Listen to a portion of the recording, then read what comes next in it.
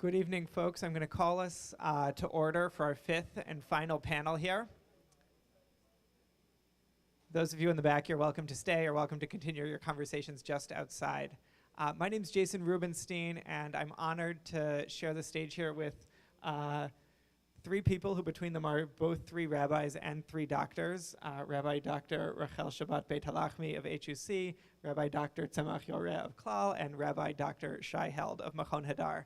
And we are here this afternoon to discuss the topic, the intersection really of prayer and theology. And we're going to do that in a way that'll try to build a conversation between these three figures. So I'm going to start off with a passage from the great essay by the historian Chaim Soloveitchik about the contemporary state of American Judaism, American prayer, American theology in the Jewish community. And then Rachel is going to respond to that. Then Semak is going to respond to Rachel, and then Shai is going to respond to the both of them. At that point, we will take some questions. And you should also know that Dan Cederbaum and I are tag teaming in the moderation of this panel. So right at 6 o'clock, I apologize, I have to go. I'll be stepping down, but you'll be in good hands through the end with Dan. So here's the passage I want us to consider from the essay Rupture and Reconstruction about prayer and theology nowadays. This is Chaim Soloveitchik writing. He was already somewhat advanced in years when he wrote this. He says, "I grew up in a Jewishly non-observant community and prayed in a synagogue where most of the older congregants neither observed the Sabbath nor even ate kosher. They all hailed from Eastern Europe, largely from Stettlach.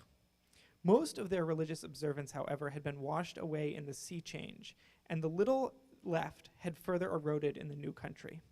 Indeed, the only time the synagogue was ever full was during the high holidays." Sound familiar?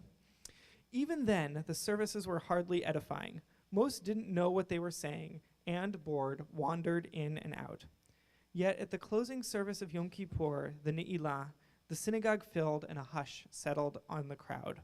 The tension was palpable, and tears were shed. What had been instilled in these people in their earliest childhood, and which they never quite shook off, was that every person was judged on Yom Kippur, and as the sun was setting, the final decision was being rendered in the words of the famous prayer, who for life, who for death, who for tranquility, and who for unrest. These people did not cry from religiosity, but from self-interest, from an instinctive fear for their lives. That primal fear of divine judgment, simple and direct, is absent among even the most religiously devoted Jews today, and from my own life as well." So we'll hear first some personal reflections, experiences, and considerations of this passage and the intersection of our own beliefs and our own prayers. First from Rachel, then from Tzemach, and then from Shai responding to them.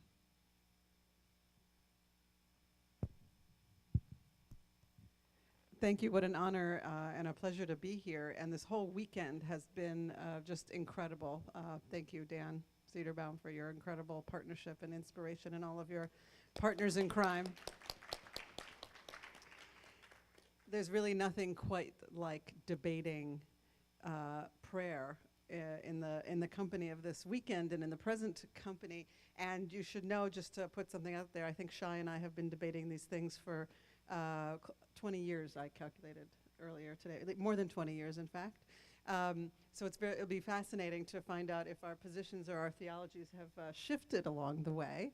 So I just want to put that out there also as to give it some context. We're not just panelists who've been thrown together, but actually have some real engagement already with each other and with each other's fields of thought. And of course, we're also three very different people with different training and different communities that we serve, and different stories and different biographies. And what really strikes me about that passage that you chose, and of course you can imagine in our phone calls we even debated which passage we should choose to work as a springboard.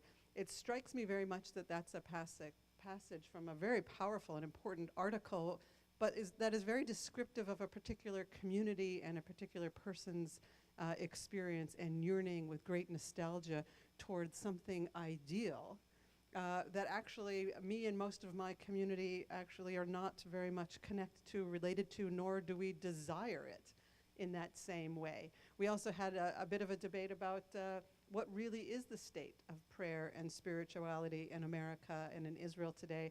And not surprisingly, well, Semak and I, we go between communities, but we also have very different opinions about what we think is happening out there in the field, b'shetach. So I think this panel is, in and of itself, an important part of this process. So I come to prayer and this huge question about how I experience God in prayer in my life in a very particular way, and so I want to acknowledge that. Without a nostalgia about something that I don't believe is very relevant to my history, not to generations of my family, nor to my community, on one hand, and yet still with that sense that there is something of days gone by, of Yemei Kedem, of some ideal and some greater divine connection that I do believe we are all very much in search of, although in very different ways. A longer response, really, I think, can be found in an essay that I wrote that's in a collection. I think Shai has an essay in the same collection on theology today. And the title of my essay is called Radically Free and Radically Claimed. And that is really bringing together two modes of thought and two of the greatest teachers and sources of inspiration in my own life. Divinely claimed is the idea that I do have a sense that I am commanded and claimed by our tradition and by our halakha, but at the same time I'm playing off that phrase that Rabbi Professor David Hartman of blessed memory said, that an Orthodox Jew needs to see him or herself as also not just radically claimed, but radically free. And so I come at halakha as being raised as radically free, and yet understanding myself to be radically claimed as well, in the tradition of the post-rationalists, in the tradition of Eugene Borowitz, who just turned 91, but also with a real sense of, I think also of real fear and trembling of the divine presence, a real sense of God's absolute presence in my life. I don't think that when I come to that phrase in the high holidays, or when I'm standing in a bomb shelter with my children in Israel last July, and we've become very aware of the difference between how a missile from Gaza sounds when it hits the ground not too far from you versus how it sounds when it's being intercepted by Iron Dome. I'm not quite sure that I think I should stand there with the liturgy and believe that God is going to have that missile come near me or my children because of something I've done or failed to do. So I also disconnect from fear and punishment and reward and punishment in that way. So I would map out God's presence in my own prayer life, really, and in my own life, from creation to revelation to redemption in that very classical sense. And creation, everything from the creative act of writing and creating liturgy and writing academic and less academic pieces, to the experience of being a mother and helping to create and nourish new life. Revelation being the experience truly of that I find God very present in text study and in the interpretive culture and Beit Midrash that I've had the honor and pleasure to be part of. And certainly in redemption, I think the experience of being an Israeli in our time and being part of the social justice movements both in Israel and in North America, I do feel that it's a sense of being present with God in that act of being in what really called a Zman Tikkun. So I'll put those phases out there. I know we're not supposed to speak for too long so that we can have more of an opportunity to respond to each other.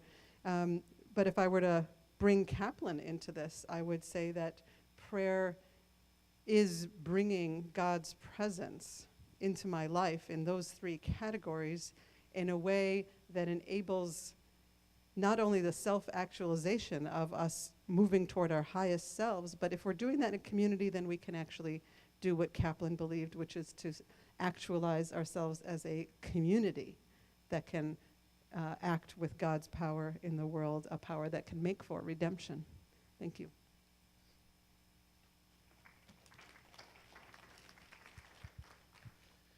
Thank you, Rachel. I'll respond in a second. I don't 100% know what I'm doing on this panel, and Shai said the same thing to me during a telephone conversation. What I write, the type of liturgy that I'm involved in, is agnostic relative to all theologies. I'm not focusing on theology. I'm not focusing on God at all. I'm focusing on human experience. That's the prism of my liturgy. I don't have a lot to say about God's presence in my life, or the lack of His presence, or the lack of presence of God in anyone's life. I'm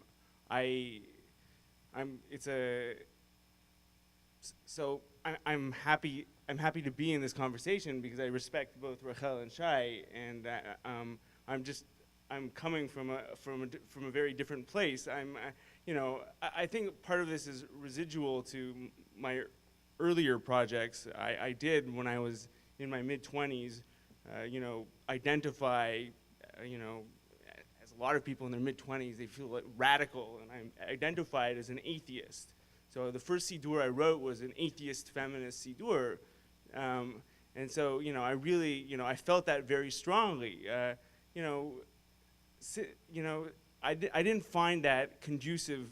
Labeling yourself as an atheist is not conducive to conversations in the Jewish community. I found that alienating. But what about labeling yourself as a feminist? Oh, well, it was alienating to people I already felt alienated from. To other people I didn't feel alienated from, it was great. So I moved away from that. Because I didn't find it, it was a catalyst for me. I composed stuff that I like and that I'm proud of, and it was a period of my life, but you don't stay in your mid-20s forever, as much as you like.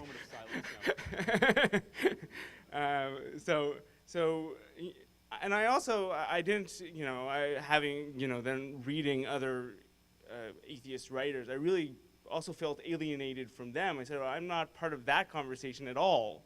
I want to be part of a conversation on social justice, on prayer, on values, on positive things, not negative things. I took it. So my catalyst was it's not something that I found in my life. So I started relating to human experience. I also, I feel that doubt, governs a lot of my composition. It's part of it. It's, I feel that there's room for doubt.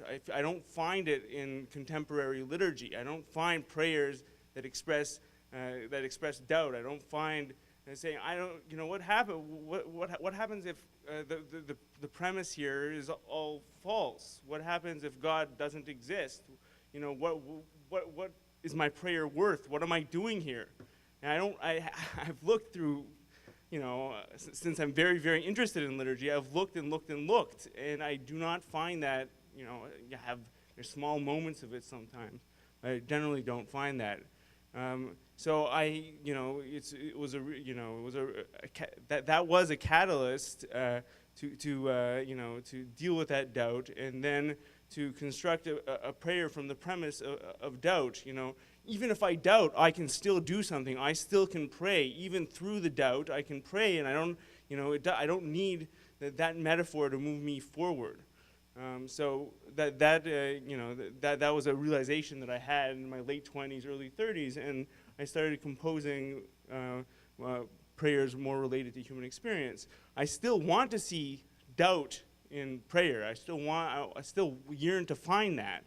One of my heroes is Avraham ben Yitzchak, who wrote like 16 very short gems of poems. I think some of the greatest poems ever composed in Hebrew. And he has this one particular thing that I use in my Yamim Noraim liturgy.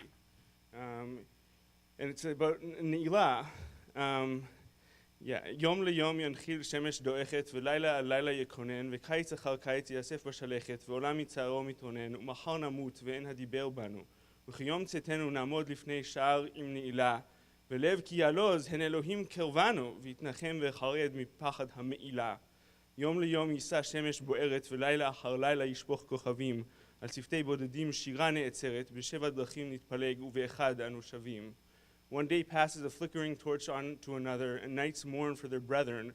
Summers are gathered together like fallen leaves, the earth sheds its tears, and tomorrow we shall die without knowing why.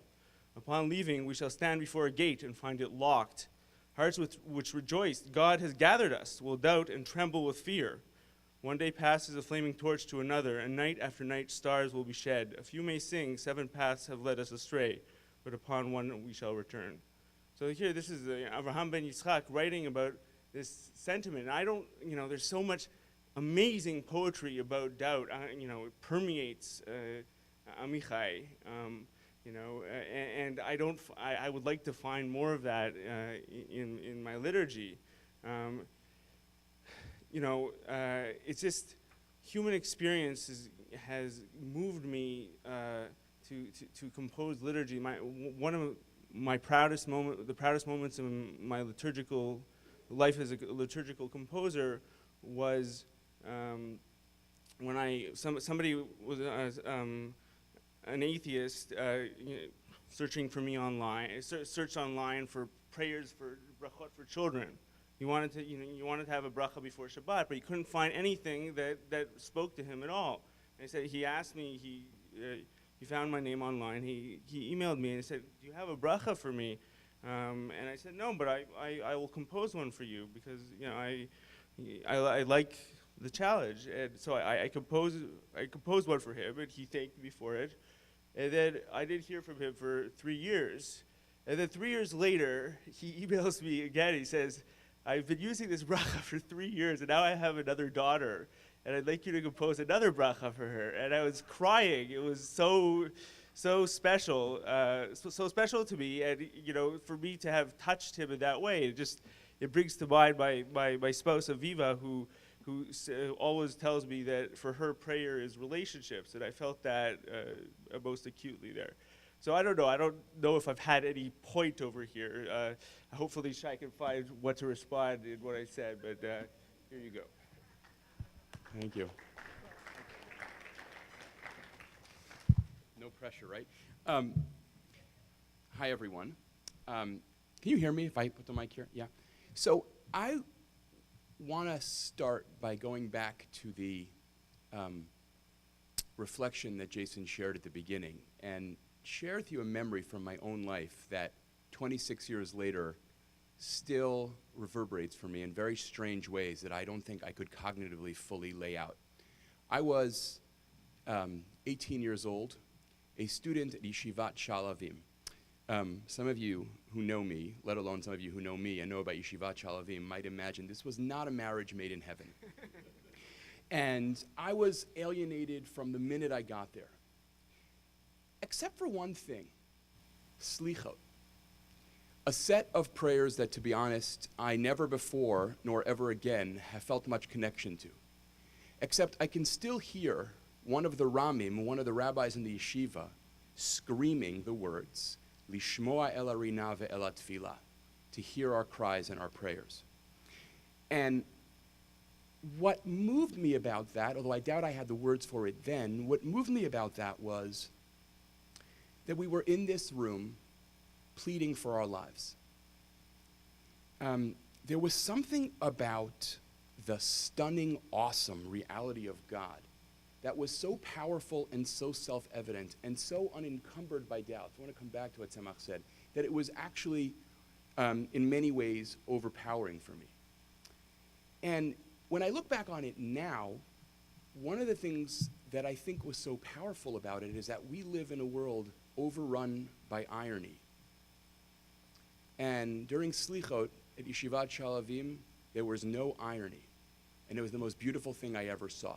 There was no irony, because we all know that the line between irony and cynicism is very, very fine. I always tell my students that one of the biggest challenges is to cultivate a sense of irony and be totally opposed to cynicism. And that's very complicated. And they had no irony in that space. And more than that, it's interesting, Rachel talked about not having fear. What I felt in those moments at Shalavim, there was some fear, But much more than that, there was awe. There was yirah in a much higher sense than fear. And one of the things I have spent a lot of years longing for as I've lived in more liberal Jewish communities is the sense that there is far too much irony for a robust sense of yirah, of awe. I mean, I hope I don't offend anyone by saying I have spent a lot of time in liberal communities where part of the davening experience is a sort of self-reflective. Isn't it ironic that we 21st century Jews are sitting here with the Sefer Torah? And sometimes I find that very congenial, and sometimes, frankly, I find it just bankrupt and very upsetting. And it's a really big challenge for me. You can't hear? I'm sorry. So that piece was enormously compelling for me. And no, hold on. The bankruptcy of allowing irony to overrun everything else, which I think is something we probably all in different ways can relate to in different parts of our life, not just liturgically. I'm not talking about people being bankrupt, Rachel. I'm talking about a cultural phenomenon that is troubling. And yet even then, to sound like an anthropologist, I found myself thinking how much of me is a native here and how much of me is an ethnographer, right? I'm watching this. I'm incredibly moved by it. I'm drawn by it, but I'm not it, right? Because I have that sense of remove that it looks to me from the outside like they don't have. Now, of course, they is a big word. Many people in that room probably had the same sense of ethnographer native back and forth that I was having. But that leads me to something I'd like to say about what prayer is for me at moments. I have no grand theories of tefillah. Like I'm way, to the extent that I have postmodern predilections, it's like grand theories of anything, the older I get, the more I lose them. But the notion of prayer as longing, as an attempt to recover and recreate something that has been lost, which, by the way, is not a modern thing. I find it not coincidental that for many Jews, the most powerful moment of their tefillah life is the words, Chadesh Yameinu Kikedem, right? Renew our days as of old, which is so profoundly Jewish in its simultaneous attempt to be right here, looking towards the future while trying to draw the past back. The future, the way the past imagined it, becomes alive again. And there's something about that moment. I would not want to live at Yeshivat Shalavim. I would not want many of those experiences again. And yet there's something about what those experiences represented, unironic awe, that I think is enormously powerful, to me anyway, and maybe another word, deeply alluring.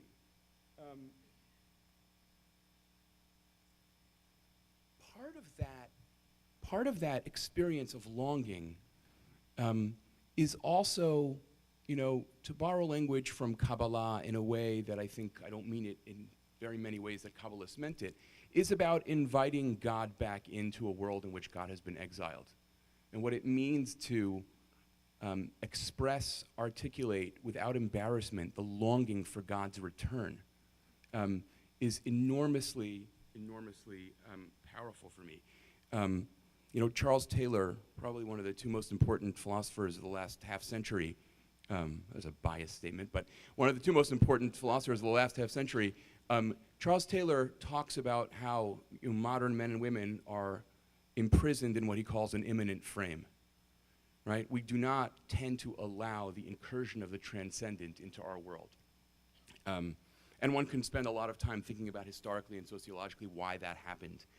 And yet I find that there are moments where tefillah is about asking to borrow a term from a great sociologist, trying to rattle the iron cage in which we live, trying to collapse the immanent frame so that some kind of transcendent, commanding voice, and yes, we could spend the rest of our lives unpacking what we mean by transcendent, commanding, and voice, right? But where some kind of transcendent, commanding voice can again make a claim on us. And add one last sentence to this. I want to sort of end where I began, which is about this notion of longing for awe. One of the things that I found troubling about the quote from Chaim Soloveitchik is, yes, I share that longing for awe, but more than a longing for awe, I feel the longing for a sense of the reality of divine love, which I think I speak for myself, for me and for many of my fellow American Jews, that language is more of an idea than a reality. Abraham Joshua Heschel once responded to a panel that he had been invited to where he talked about something like, he wanted to give a talk called The God of Israel. And the framers of the conference retitled his talk, The Idea of God in Ancient Israel. And Heschel started banging on the table saying, I have no idea of God. I'm a Jew. I have God. That is like profoundly, I have to say, just very personally, moving and on some level devastating to me, because I spend a lot of my time worrying that what I have is an idea of God, which I don't have that much interest in. I don't have that much interest in my idea of God. I have an interest in God. And maybe I'll just sort of, with that in mind, and with a story that is actually very dear to me, that Hasidim tell about the Chozeh of Lublin. Those of you who know me know I'm not much into the Hasidic storytelling mode, but I think this is important. The Chozeh of Lublin, there's a famous story about him that a misnaged, an opponent of Hasidut, walks into the Chozeh Shtibel. I don't remember if the story is about Rosh Hashanah and Yom Kippur, and towards the end of davening, everyone is dancing. And the misnaged walks over to the Chozeh and says, I just don't understand. I knew you people were treif. But this, Mamish Yom Hadin, the day of judgment, and you're dancing, this is the ultimate sacrilege. This is a Chil Hashem, in the most unimaginable ways. And the story that Hasidim tells, the Chozeh says back to him, I'm really surprised that you reacted that way. Imagine for a minute, he says, do you have children? He says, yes, I have 8 children. He says, imagine for a minute that you line them up against the wall. And then someone said to you, judge them. Then someone said to you, judge them. Could you do it? That's why we dance. Because we know that ultimately Kadosh Baruch Hu loves us. So we dance. I'll stop there. So thank you all. I want to take the questions we've gotten here, which really, I think, circle around this question of doubt, which you all have. In different ways, and it seems like you're kind of each drawing on a different thread of it. And I want to basically ask you this.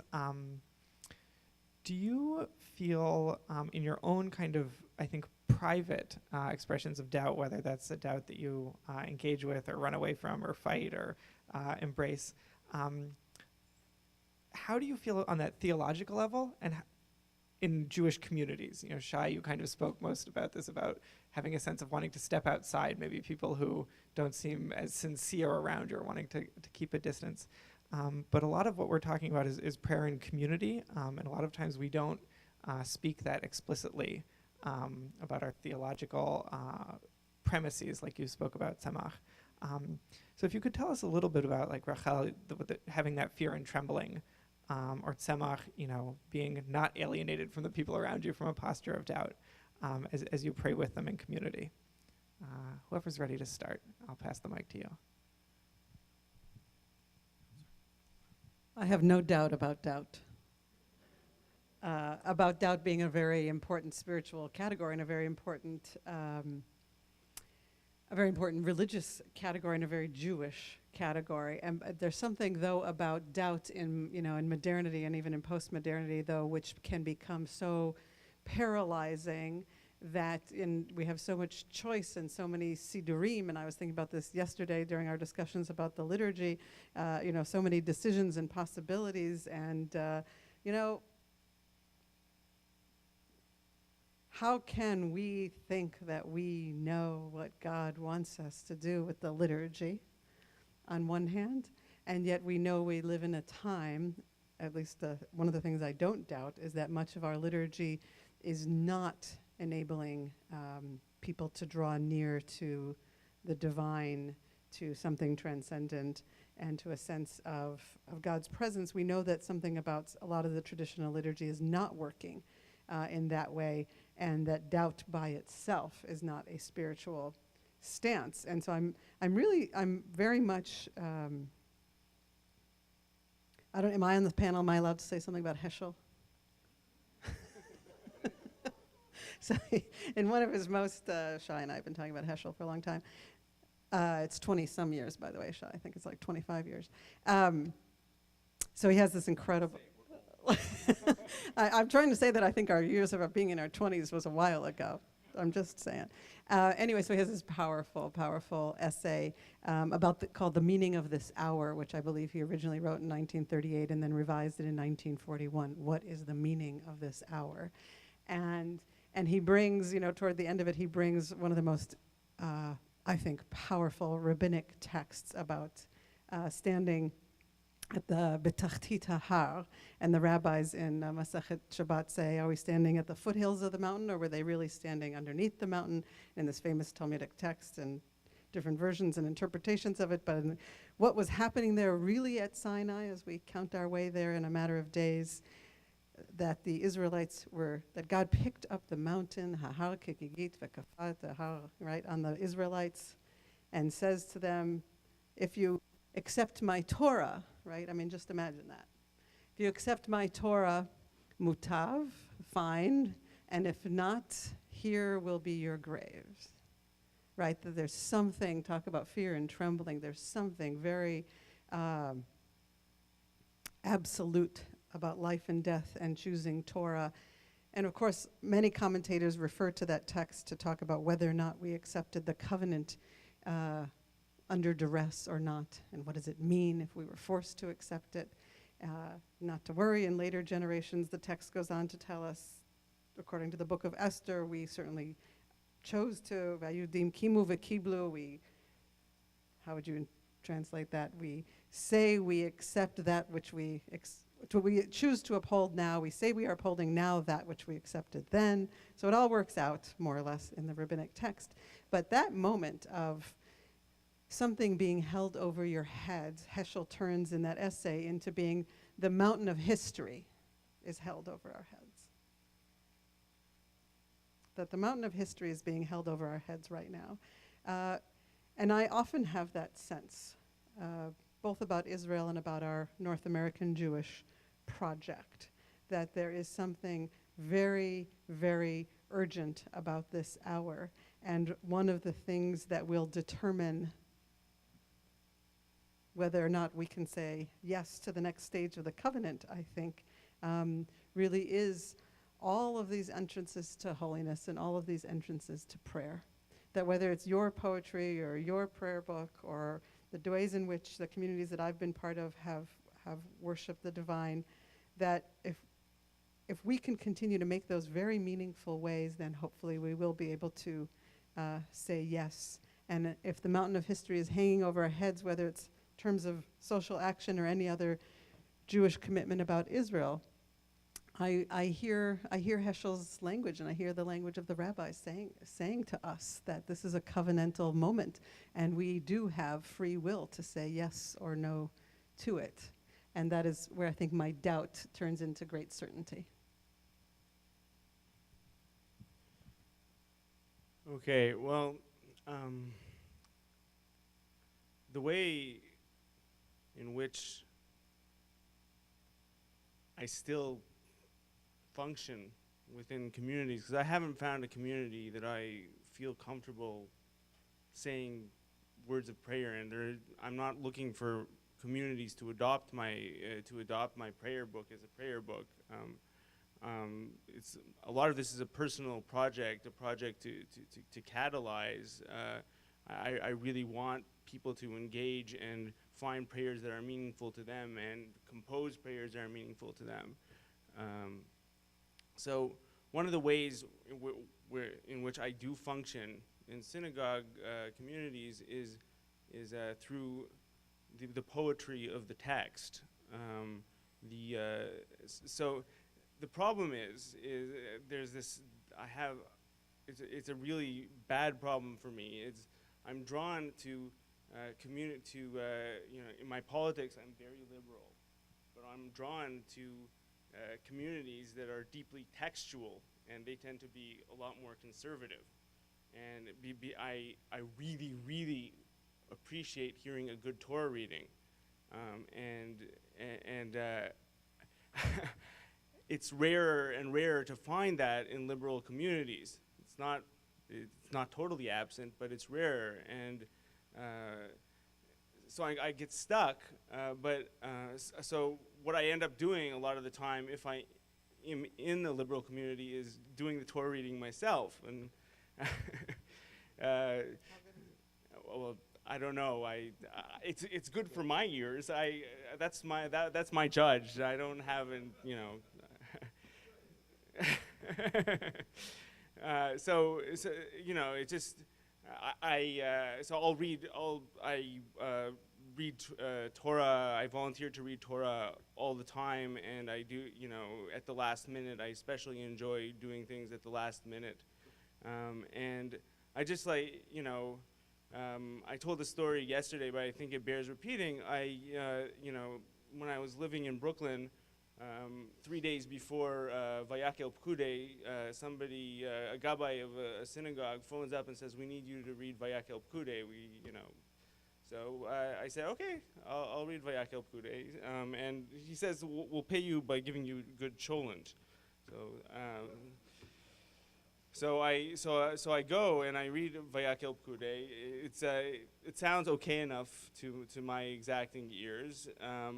It sounded okay enough to the rabbi that he then made the mistake of looking me up online, and then he found out about me, and then I was just he was a Chabad rabbi, and so 3 months later, at Matot Maseh, I got a call again.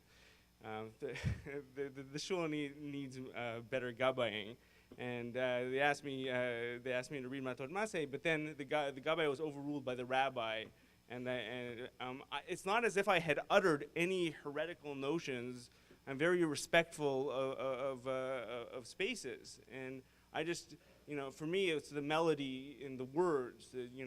I do all kinds of diukim that are only important to me, and maybe to a small fraction of philologists. But it also leads me to enjoy parts of prayer that most people don't enjoy. Parts of prayer that people find offensive. The scenes of God trampling, the scenes of very graphic, poetic scenes that speaks to me poetically. Of course, I find the way it has resonated to be offensive, but that's how I find meaning in a synagogue. It's through engaging with the poetry and the liturgy, and that leads me to write my own engagements. Hopefully, I don't say those same kind. My poetry wouldn't lead to those same kinds of resonances as God stamping down on enemies. But it definitely the way the words sound is a catalyst for me.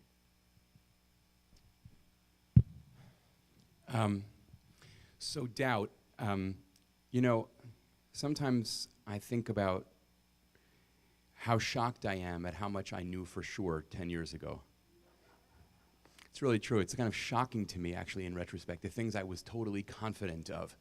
I sometimes say to my wife, and before I can get the sentence out, she has already rolled her eyes back and forth, which is quite amazing, right? That the only thing there is left in the world of which I am entirely certain and in which I brook no epistemological doubt whatsoever is that in the truth that people are complicated. That's it.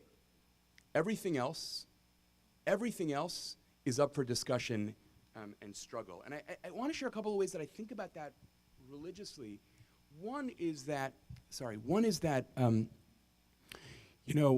there's a paragraph in Kierkegaard's concluding unscientific postscript that I think is one of the most extraordinary things written in the history of religion, where Kierkegaard essentially says, I'm paraphrasing in my own language, it's a very good thing that the medieval philosophical project of proving the existence of God failed, because if it had succeeded, it would have killed faith. Because you can't have faith in anything that you know, right? Faith is, Kierkegaard says, a risk. It is hovering over an ocean. You could fall at any time. And if you're interested in American analytic philosophy, you could discover that at the end of your life, all you were doing was talking nonsense. Didn't even make any, what are you talking about? What are all these words? And sometimes I find Kierkegaard's words like the most comforting thing in the world to me, because, how do you go on in a world where you have more doubt than anything else, one of the things you can do is discover that doubt is the prerequisite for the gesture of faith. For the decision to live my life in a certain way, I can't do it as a faith gesture, as a risk gesture, without doubt. So the fear of doubt, ironically, is also in a way a fear of faith. It's a fear of the risk that faith demands, which is why I think in general religious thinkers ought to be a lot more modest in their response to modern secularity, right? Because modern secularity can make faith possible at a totally different level. I want to underline, can make faith possible at a certain level. It can also be acid and is in all kinds of ways. On a very personal note, I'll say that my loss of a lot of things I was certain about coincides chronologically in my own life exactly with my, I don't know whether to say discovery or rediscovery of Tanakh. And I want to say a sentence about why that is. I think that biblical texts are far more honest about being disappointed than many later Jewish texts are. This is something that the Christian Bible scholar Walter Brueggemann has written about really, really powerfully, right? That the Bible essentially has a core testimony, and then it has the reality that reality seems to mock that testimony all the time. And an awful lot of biblical writing is, Psalms of Lament. Could you imagine, right, 18th century Eastern European Jews writing Psalms of Lament? Maybe you could imagine a few of them, but the level of intimacy that makes that kind of anger and disappointment possible is enormously powerful. And I find in many ways Tanakh has become for me a much more congenial place to live. I want to say one other thing about doubt that is often not spoken about, and that's not doubt about God, but doubt about religion. Which is another reason why I find myself drawn to Tanakh. Jeremiah chapter 7 is one of my favorite texts in the world, right? If you think that Richard Dawkins disdains religion, he's never met Jeremiah, right? Jeremiah is not as smug, but he is as turned off. And what he's turned off by is the way that we human beings, no matter where we find ourselves, manage to find the frames in which we live as ways to validate who we already are. Right? To legitimate ourselves, as opposed to, I'll say it carefully, as carefully as I can, also profoundly unsettling us. Right? For me, one of the most painful moments, and I just want to be clear, I include myself here, I'm not trying to stand on some kind of soapbox, but to me one of the most painful moments of Jewish liturgy is the Yom Kippur Haftarah, where basically Chazal, our sages, made a choice to take Isaiah, saying to us, 14 hours into our fasts, by the way, you all make me ill. And what do we say? You chant so beautifully. Have you ever seen people domesticate a text more radically than that? Isn't it amazing how beautifully, by the way, I believe in beautiful laning. I believe in beautiful laning. But I believe that the words that are being laned are supposed to, right, pierce us. And I'm guessing most people around me, find ways all the time to let that not happen, or not to let that happen, however you want to say that. And I think it's enormously important for religious people to have enormous doubt about religion. Otherwise, religion just becomes another form of self-serving. As for those of you who were in the panel before, what Rolly spoke about, quite beautifully, religion does not become about teaching me to serve. Religion becomes one other thing that serves me. And so that, I think, the combination of there needs to be space for doubt about God in order for me to have faith, and there needs to be doubt about religion in order for me, for the first time, to become an authentically religious person, makes doubt really kind of have a place at the very heart of the religious project. And I'll just say that doesn't make it fun or easy. I think it's important to also say that, right? It's not always fun to live in a place of doubt. Epistemological overconfidence, to me, much of the time, is extremely desirable. I just want to say that. No, I really mean that. I think it's important to be honest about that. That, too, is part of our doubt. Knowing how much, with all of our talk about the salutariness, if that's a word, of doubt, yeah, it'd be nice to be more certain more of the time. And yet, it would also be problematic. We're going to close this part of the discussion, at least for today, with a little exercise of fill in the blanks. It's not meant to sound like a game show, but I suppose If it were a game show, it would have to be You Bet Your Life. But for those of you who are old enough to remember, so the topic is theology and prayer. Right. And we're going to fill in 2 blanks. So if each of you will start with Rachel. In the near future, I hope American Jews will blank because blank.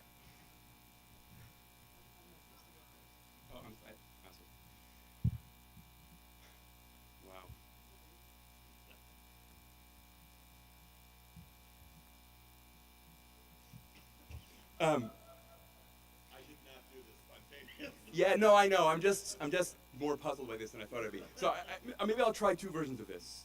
In the near future, I hope that American Jews will rediscover theology, because a Judaism that never asks the question about God is like reading a novel in which all of the passages about the main character have been cut out.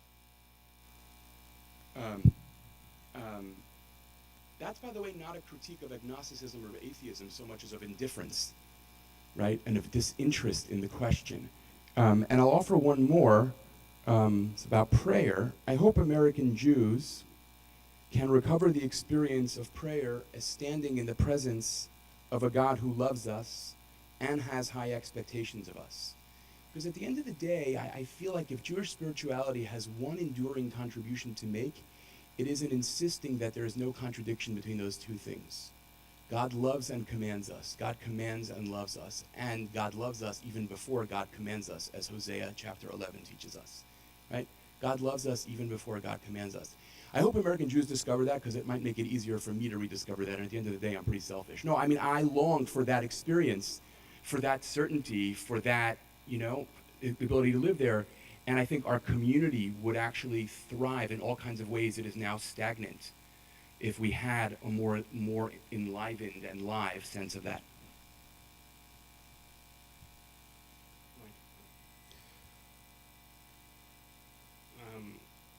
I just want to say I don't think I have a prescription for American Jews. Just to be completely honest, North American Jews, or any big group of people with diverse opinions, because I don't think there can be one solution. I hope that in general there becomes, prayer becomes a more open space in which there is doubt, in which doubt is allowed to flourish and allowed to be a catalyst. As Shai was saying, I hope that people, that there's more of a connection between what we pray and what we do, what we pray and what we are moved to do. I hope that people find prayers that are more meaningful to them than the prayers that they have. I hope they do that through composing their own prayers or through searching. I don't have one hope. Amen. Amen. I hope that the North American Jews, and actually Jews everywhere for that matter, will feel more radically welcomed into many more forms and contexts of prayer than ever before, so that they will be able to engage and create the liturgies and the prayer contexts of an age that we know very little about, that is coming before us, an American Jewry which will probably look very, very different from what it looks like today. And I hope that as they cross that abyss into the future, that they'll also have a sense of humility and doubt, and also a sense that they're taking those that newness, that Chadesh Yameinu Kekedem, with them forward. Amen. So, with that, we close. Yishar Kochechem. Thank you to Rachel, Semak, and Shai for a wonderfully thought-provoking conclusion to our day. We're going to wrap up. First of all, somebody left a pair of glasses up here at some point. Very important. Somebody should come find them. I'm just going to take a moment to end the formal proceedings exactly the way we began Friday evening with this very short prayer that Mordechai Kaplan favored and apparently used in his classrooms. And I want to sort of use this as a kavanah as we move forward to continue, as we said at the beginning of the day. If this is successful, this is just the beginning of a series of conversations. So Kaplan said, "From the cowardice that shrinks from new truth, from the laziness that is content with half-truths, from the arrogance that thinks it knows all truth, O God of truth, deliver us." So, to be continued online and elsewhere. A couple quick announcements for what's coming. Yeah, thanks. We're already planning next year. We will be in Philadelphia. Sean will be very happy to know, with a conference on the big subject of Jewish peoplehood and its problems. It will be a joint venture, at least among the Kaplan Center, the Reconstructionist Rabbinical College, and Temple University. And stay tuned for announcements about additional major partners we hope in the near future. And it will again include a Shabbaton, this time in the Philadelphia area. Also stay tuned for the launch of our online journal of liberal Jewish thought, Aleinu. That will be coming up as soon as possible. Eric's staring at me. Again, the site for all of that is www.kaplancenter.org. You all know about www.machonhadar.org, right? And it's been our delight to partner in this venture with Machon Hadar. So thanks, Shai, as Eli has gone for the day, and Jason and all of our friends at Hadar as well. So we're going to end the webcast there. Goodbye to all who are watching, and we will see you soon.